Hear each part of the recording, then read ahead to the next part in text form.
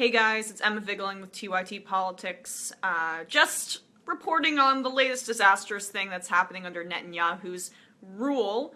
He has approved, and Israel has approved, a large settlement expansion in the West Bank, basically saying we're going to occupy you forever and we're going to continue to build these settlements, and we don't really care what the Palestinian people have to say about it. The New York Times reports. Israel on Tuesday approved the construction of 2,500 housing units for Jews in the West Bank settlements, throwing off diplomatic restraint just a few days into the beginning of the Trump administration. Just over a week after a gathering of world leaders warned that Israel must stop expanding its settlements in Palestinian-claimed territory, the announcement made clear that the Israeli government is feeling emboldened to shake off the constraints imposed by the Obama administration and more willing to disregard international condemnation. American and European officials had long argued that continued building in Jewish settlements in the West Bank and East Jerusalem was harming any hopes of achieving Israeli-Palestinian peace based on the two-state solution. Though Prime Minister Benjamin Netanyahu has endorsed the principle of side-by-side states, he has also accelerated a campaign of settlement building. So basically, Netanyahu is the king of talking out of two sides of his mouth. So he says, oh, I want a two-state solution, I want peace, I don't want violence anymore, but you know what, coincidentally, violence drives up my poll numbers, so I wonder why he doesn't really care about a two-state solution. Last time there was aggression with Palestine, his poll numbers were in the 80s. So the more aggression that he uses and the more violence that he imposes upon the Palestinian people, who, by the way, don't have the Iron Dome and don't have the full force of the American government behind them, the more popular he gets with his base. Because it's all this ridiculous religious fervor about who gets to have this strip of land because whatever man in the sky told them it was rightfully theirs. On Sunday, the Jerusalem City Council approved 566 new housing units in a contested part of East Jerusalem that had been delayed over President Obama's objections. So again, President Obama and John Kerry, Secretary of State, took a fairly principled stance and basically said, no mas, we're not dealing with this. Bibi, you're being absolutely irrational, not even irrational, but they're being aggressive. They're being nuts. And they just want to expand their territory as much as possible with little to no regard for the Palestinian people. Bibi says that he's interested in a two-state solution, but it's just indefinite occupation for the rest of time. Palestinians be damned. We are going back to a normal life in Judea and Samaria, Avigdor Lieberman, Israel's hardline defense minister, said in a statement announcing the new settlement building, referring to the West Bank by its biblical names. Israel's continuing campaign of settlement construction has brought harsh international criticism. A month ago, the UN Security Council passed a resolution condemning Israel's settlements in the West Bank and East Jerusalem as having no legal validity and constituting a flagrant violation of international law after the Obama administration decided not to veto the measure. Days later, the departing Secretary of State, John Kerry, rebuked Israel's settlement activities in an impassioned speech, saying the status quo is leading towards one state in perpetual occupation.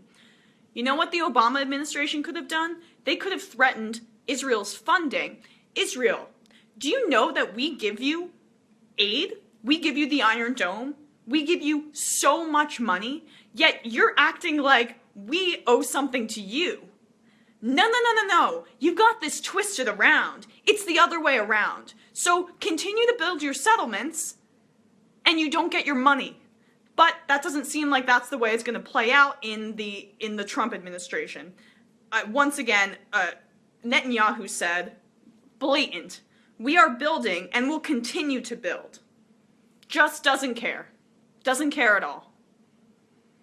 He's Dick Cheney if Dick Cheney had unchecked power. So, of course, President Trump is being flattered by Netanyahu, who's saying he's a very smart man.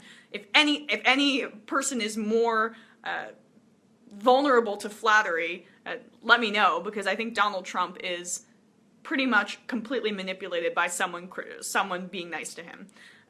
So now Trump has played pretty much directly into his hands and is considering relocating the U.S. Embassy to Jerusalem, CNN reports. While remaining committed to relocating the U.S. Embassy to Jerusalem, the Trump administration is expected to move cautiously on a timeline as it focuses on critical issues in the American relationship with the Israel government and consults with allies about the way forward, senior administration Israeli and diplomatic sources tell CNN. The White House confirmed President Donald Trump invited Prime Minister Benjamin Netanyahu to Washington in early February and in a phone call between the two leaders on Sunday. So now Trump is saying that he wants to move the U.S. Embassy to Jerusalem. Anybody that has studied international law for like 2 classes in college understands the disastrousness, the idiocy of what Trump is proposing here and what his administration is proposing. What that would mean, it's a controversial move because the U.S. has never had an embassy in Jerusalem, and what that would be doing unofficially is claiming that Israel has jurisdiction over Jerusalem and saying that Jerusalem is Israel's capital. So Israel itself has claimed that, but the United States has never formally said so because the UN has never formally said so. The UN has condemned Israel's annexation of Jerusalem. Just to give you a little bit of history about this, back in 1947, the UN planned to make Jerusalem an international city because it's such disputed territory and because it is such a loaded area for all 3 major Judeo-Christian religions throughout history. The UN, after this horrific world war, said, we're going to make this an international city, so you can't have this exact fighting that's like what's going on right now. But 20 years later, there was the Six-Day War, where it was 6 days, that's says it in the title, and Jerusalem was taken back by the Israelis. So they began occupying East Jerusalem, and then they have kind of ever since. So it's unofficially theirs, but the UN still hasn't recognized it. So that was back in 1967, 20 years after the UN just tried to make it an international city. So the U.S. still has never had an embassy in Jerusalem for that very reason. The UN has condemned this annexation because the UN is trying to create peace throughout the world. Oh, God forbid. But of course Donald Trump doesn't care about the UN, thinks the UN's ridiculous, spits on the UN, and doesn't care what they have to say, and is now planning to build an embassy in Jerusalem. Probably because Benjamin Netanyahu said a few nice things about him, and because he's surrounded by crazy people like Steve Bannon who love this move. By the way, 70% of Jewish Americans vote Democratic. They don't support this kind of neoconservative ideology.